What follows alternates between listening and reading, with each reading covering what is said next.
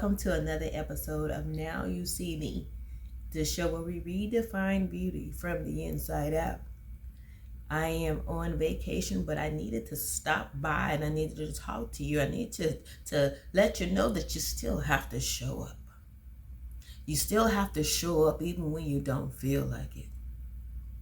If you watched my episode 1, ER Revelations, it showed you that I was going through a whole lot of mental things, and I was trying to come back and get back into some type of rhythm where I could talk to you and coach you and get you to understand what's going on in your mind and get you to understand how precious you are in the sight of God. I did not feel emotionally ready. I still don't, to a point, feel like myself. How about that? I don't feel like myself. And getting back to her though. And physically, I didn't feel like I was physically ready to get back to talking to you like I was talking to you. But in authenticity, this is a perfect time to get back to talking to you about certain things, because life happens. And life is happening to every last one of you. And where you're feeling like it's real hard to get back into this thing I know I'm supposed to be doing. But God didn't say, Jeanette, are you mentally ready? Jeanette, are you physically ready? He said, show up. Because now I'm in a season where I have to trust him. This is about him. This is not how I'm feeling. I can't get caught up in my emotions. He's not going to be in the middle of my emotions. He's in the middle of my faith. And faith to believe that if he's telling me to go back to what he assigned me, then yes, he's going to be in the midst. Yes, he's going to make sure everything works out okay for my good. And so, as is my custom, when you get in these situations and that pattern starts to come back around again, we have to get into the word. And so that's what I did. And so I got into the word, and I got to looking at certain things that God was talking about in terms of outward appearance. And so when I looked at 1 Peter 3 and 4, I looked at that and I said, it says, your beauty should not come from an outward adornment, such as elaborate hairstyles and the wearing of gold jewelry or fine clothes. Rather, it should be that of your inner self, the unfading beauty of a gentle and quiet spirit, which is great worth in God's sight. And so looking at that, he didn't say, oh, I can't dress. I hope he's not saying that, because I like to dress. As much as I like putting on my footies and my pajamas when I get home, I equally like getting dressed up too. But he's talking about the status of the heart. If you're not haughty in your heart, if you're not prideful in your heart, the beauty lies within. Your beauty lies not in what other people think and what other people say. It's in what God says and in what he sees and what he put on the inside. And as I was also looking up more scriptures about some things, I ran back into 1 Samuel, where you're looking at Israel, the children of Israel. All of a sudden, they wanted a king. Samuel was getting old, and his sons weren't acting like they should act, and they wanted a king. So God was like, okay, fine. They want a king. I'm going to give them a king. And so he gave them who they probably thought would be a good king. Let's go to 1 Samuel chapter 9. 1 Samuel chapter 9, verses 1 and 2.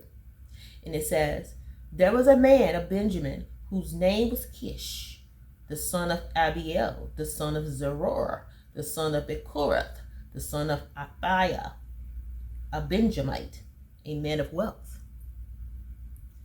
And he had a son whose name was Saul, a handsome young man. There was not a man among the people of Israel more handsome than he. From his shoulders upward, he was taller than any of the people. So you could say Saul was tall, dark, and handsome. I'm not sure how dark he was, but he clearly, on the outside, looked like somebody that should be king. He would be a great king. He probably looked like the kings of all of the nations that were around them. And the children of Israel were happy because they became just like everybody else. And so when you're comparing yourself and you want to be just like everybody else, that stops individuality. We look at the people on the social media, and we don't pay attention to the filters. Filters are fun. All the little apps where you are all of a sudden 20 years younger or you 20 years older. And they are great. I like playing with the apps myself. But they're AI generated. That's not you. That doesn't say anything about what you look like on the inside or what's going on in your spirit on the inside or anybody else who's glamorous that we're looking at, that we're comparing ourselves to. That doesn't give any kind of indication of who they are on the inside.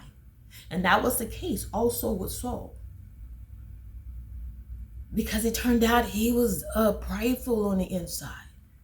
Once he stopped looking at himself as low, because when he first came in, he was hiding from everybody. But he started gaining more confidence. And instead of having a healthy confidence in his abilities or in his ability to do what God tells him to do, it went beyond that. It went into pride. It went into disobedience. It went into the point where God himself said, and I'll read here, chapter 15, 1 Samuel 15 and 10, where it says, God said, the word of the Lord came to Samuel saying, I regret that I made Saul king, for he has turned back from following me and has not performed my commandments. And Samuel was angry and he cried to the Lord all night. God said, I'm sorry I made him king. He has become haughty. He has stopped listening to me. He started doing what he wants to do for himself. He thinks that this is about him. He thinks that all of the victories came through his power. He's not paying attention to everything that came through my power.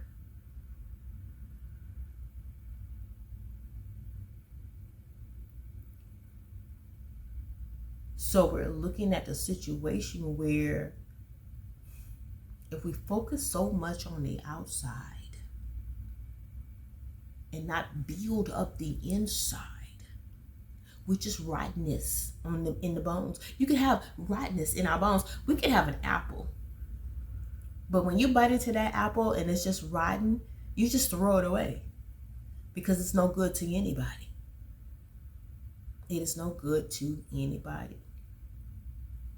And we're here on this earth to be for a purpose, to be something for somebody, to be a blessing to somebody, to share a gift with somebody. But that comes from the inside out, not from the outside in. God doesn't care if we wear nice clothing or we adorn our hair, as the scripture says. He cared more about the second part of what I read, where we're talking about your heart. If you're not taking care of your heart and your character and building up that thing from the inside out, being beautiful, as we say here, from the inside out, then you're just a pig with some lipstick. And so that's what we're having now with Saul. You wanted this person. God is saying, you wanted this person. I chose somebody who I thought that you wanted this person. I'm going to get this person for you. And he looked just like somebody you were probably like. And even though God didn't want him, guess what? He still would have established his kingdom for him if he had been obedient to him. But he wasn't. Because the status of his heart was not a heart that was longing after God, longing after his assignment, longing to show up. No, let me take that back. He was longing to show up, but he didn't want to show up for God. He was showing up because he was feeling himself. Am I not the king of Israel? You just go back to 1 Samuel. Go back and read some of the stuff that was being said by him, and some of the things that were being done by him. But even in that, people were just so prone in society to be looking on the outside, to look and see, oh, this person has it all together. It just looks like they have it all together, but they don't. It just looks like they're flawless, but they're not.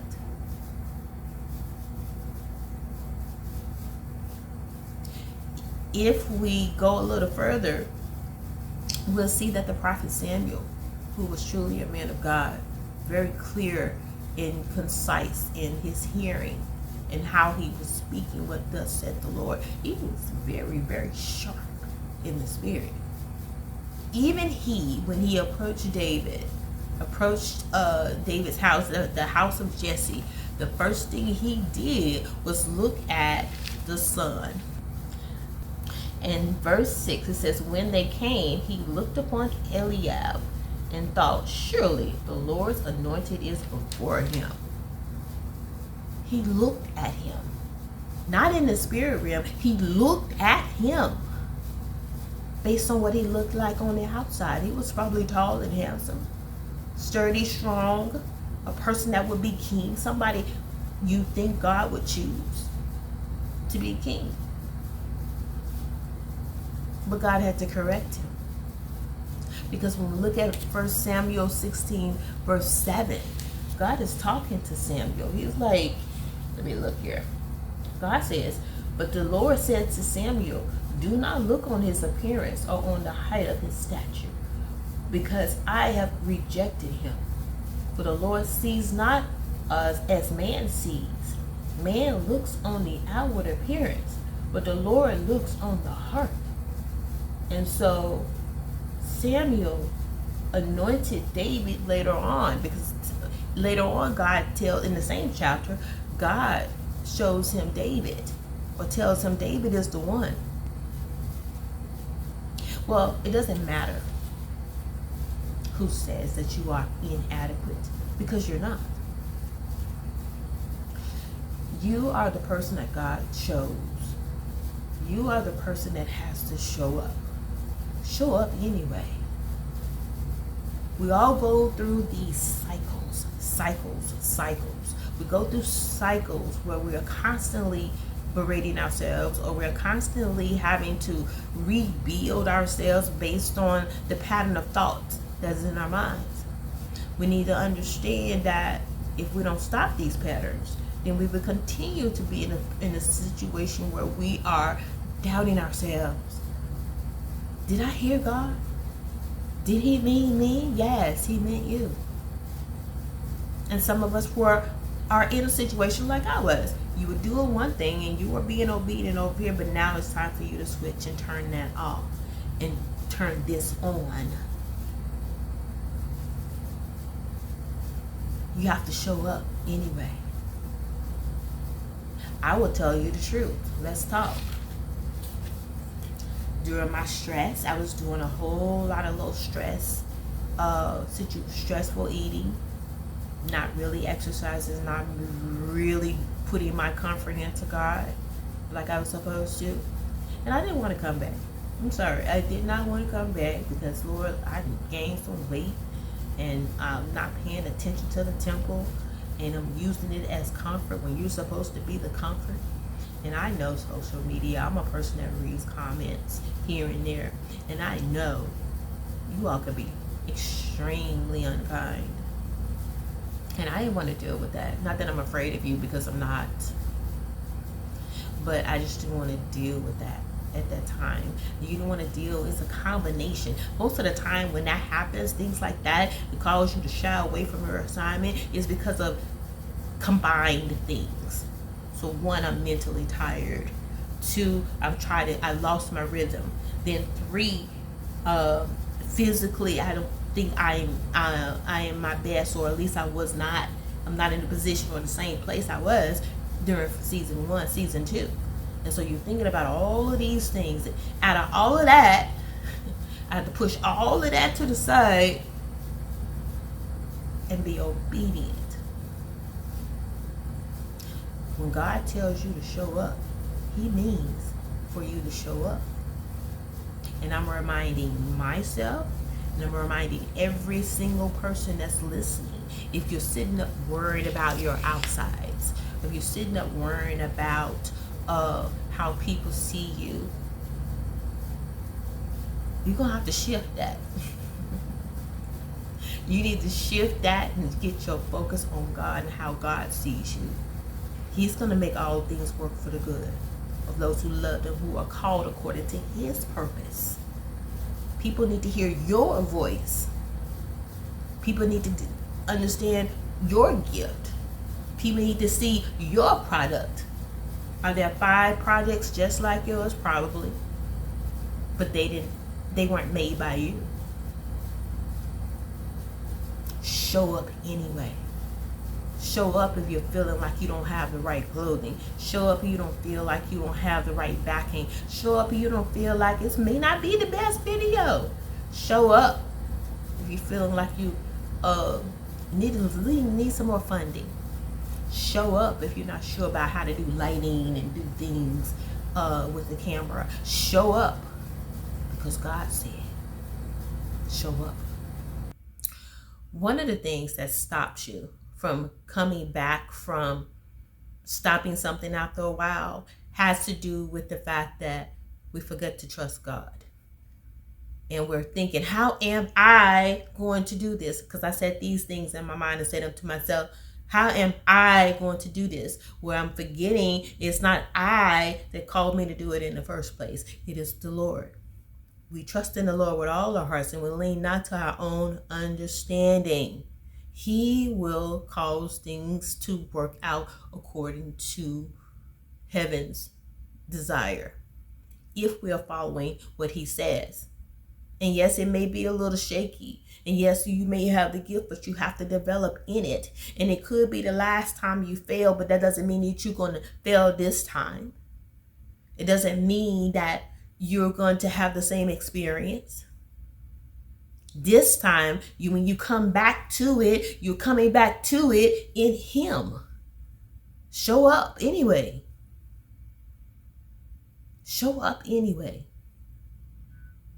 We're going to have to learn to just jump and land and leap.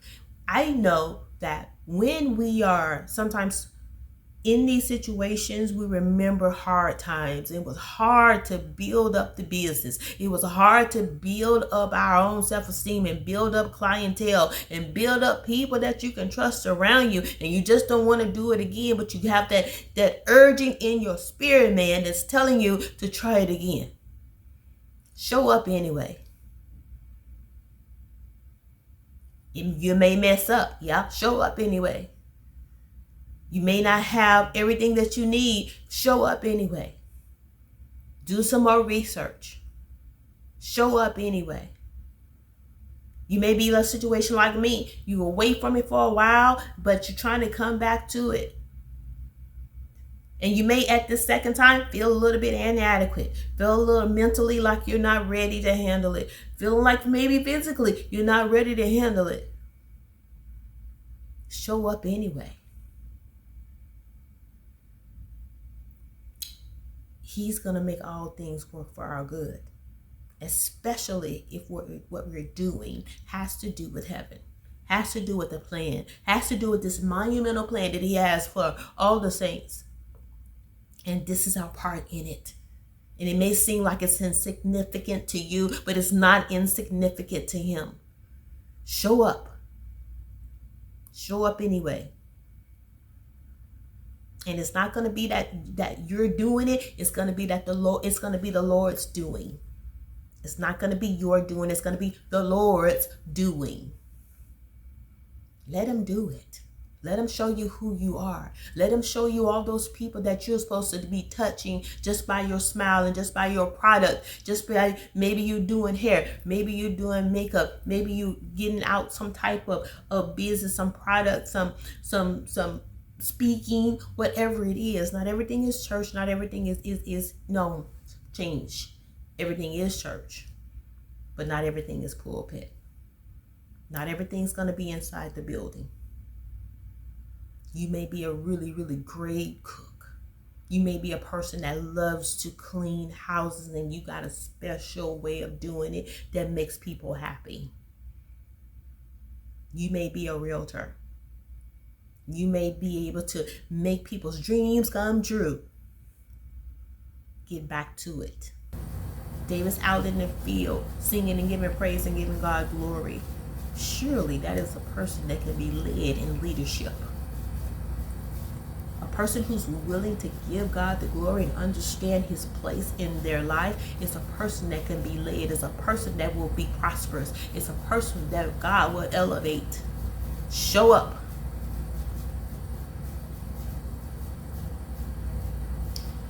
Scripture says in Ephesians 2:10, for we are God's handiwork, created in Christ Jesus to do good works, which God prepared in advance for us to do. He knew us in the womb. And yes, we are all dealing with situations in our life where we are feeling inadequate or we don't do it as well as someone else. We all have situations that are like, Lord, I don't want to do this. Why do I have to do this? I mean, I had many conversations. I'm going to do this later. I'm going to start this later. But you know what I found in the middle of life period? There's never going to be a perfect time. And if you started something, it's time to get back to it. If he gave you an assignment, it's time for you to get back to it. I don't know what your assignment is, but everything's different and everything's not pulpit. So whatever it is, we need to get into an understanding of, for God I live and for God I die. That's what we need to understand. But God says in Psalm 139:14, I praise you because I am fearfully and wonderfully made. Your works are wonderful. I know that full well. You are fearfully and wonderfully made. Maybe you don't have all your edges laid or whatever you're used to. Maybe your brows aren't done perfectly. Maybe you don't have on the right lipstick. Maybe you want to change your shirt. Maybe the house is messy and God's telling you to go in there and do a video. Maybe the house is messy. He's telling you, oh, go get on Zoom. Go do a webinar. Go do it. I don't know how to do that. He didn't ask you all that. If you just step forward and do it, all things shall fall into place. As you're doing your research, you're just going to happen to follow on the right site. You're just going to happen to find the right book. You're just going to happen to hear what you need to hear from somebody's voice or somebody's speech. It's just going to happen to be right. All he needs you to have a willful heart, a willing heart, not willful. Willfully doing what he told you to do. Yes, willfully doing what he told you to do. So I stopped by on vacay just to tell you that no matter what, show up. No matter what anybody else says, show up. No matter how you're feeling about yourself, show up. No matter if conditions don't seem right to you, show up. Show up anyway. Thank you for tuning in. Remember, you are beautiful. This is where we redefine beauty from the inside out. From the inside out. is how God looks at beautiful, not from the outside in. Show up. People need you. People need to hear your voice. No matter what it is, show up anyway. I'll see you next week. If you're looking for a life coach, go to www.JeanetteMJones.com and sign up for a free 15-minute complimentary session. I assure you, you will not be disappointed.